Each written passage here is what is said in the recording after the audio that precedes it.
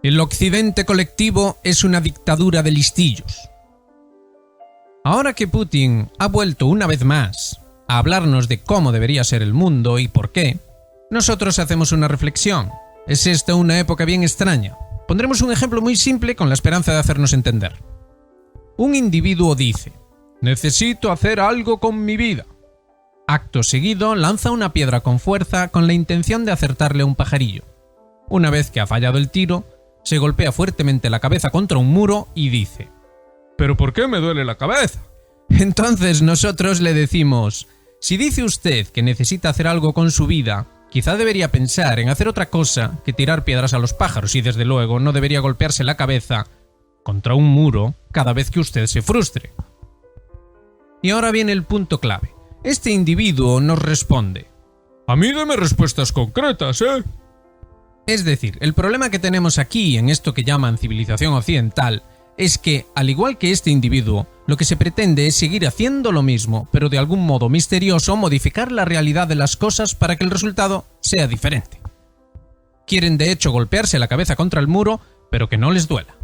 El ejemplo es bastante bueno porque las gentes reconocen que hay un problema, que sus vidas no tienen sentido, pero no están dispuestas a hacer nada al respecto más que lo que le han dicho o la obcecación que sea que hayan desarrollado.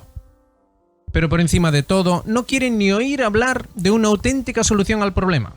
Aunque eso sí, no lo reconocen, sino que se aferran a una solución mágica y basan su tesis en la concreción que implica esa solución mágica. En su pensamiento, la respuesta concreta es que al golpear la cabeza contra el muro, el resultado no sea dolor, sino satisfacción. Y como no están dispuestos a hacer nada al respecto ni quieren oír hablar de una auténtica solución, lo que hacen es exigirle la solución a otros. Hay dos opciones de otros. 1. Los sensatos. Aquellos que han madurado lo suficiente como para comprender qué le ocurre a este individuo y por qué. ¿Cómo consiguieron madurar? Sufriendo las consecuencias que provoca la irresponsabilidad de individuos como este que hemos puesto de ejemplo. Esas consecuencias se sufren a todos los niveles: individual, familiar, psicológico, social y un larguísimo etcétera. El que ha madurado es el que no ha sucumbido al rencor y que, recordando la inocencia con la que nació y afrontando con valentía un mundo hostil, se decide a hacer lo correcto. El que ha madurado dice entonces: si ustedes de verdad quieren un cambio y no quieren tener dolor de cabeza, deben ver los fundamentos de lo que hacen. Si hacen esto, verán que no tiene sentido y que solo beneficia a unos pocos. ¿Quiénes son esos pocos? 2. Los listillos. Aquellos que han visto la situación y que han decidido aprovecharse de ella.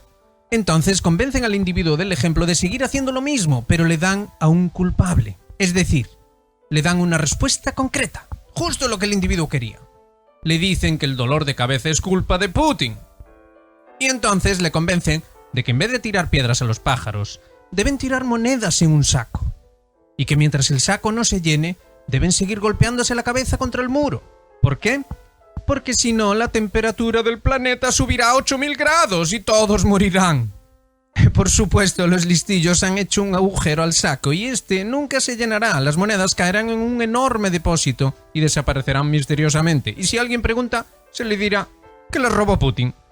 Mientras tanto, los sensatos seguirán intentando hacer ver a quien quiera que el problema no es ni Putin ni los 8000 grados, sino un problema de base, un problema fundamental en el cual la clave es la responsabilidad individual.